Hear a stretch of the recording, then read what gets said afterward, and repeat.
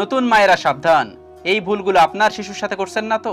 Number 1, শিশুর চোখে ভুলেও কাজল দেবেন না। এতে শিশুর চোখে সমস্যা সৃষ্টি হতে পারে। তাছাড়া এখনকার কাজলে বিভিন্ন ধরনের কেমিক্যাল থাকে, সেখান থেকে ইনফেকশন হতে পারে।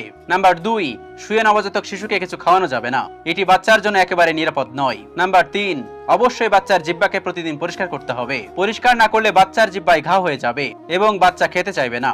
নাম্বার 4, বাচ্চার জিহ্বা কখনোই সরিষার তেল দিয়ে পরিষ্কার করবেন না, অবশ্যই কুসুম গরম পানি দিয়ে জিহ্বা পরিষ্কার করুন। নাম্বার 5, নবজাতক শিশুর শরীরে সরিষার তেল ব্যবহার করবেন না।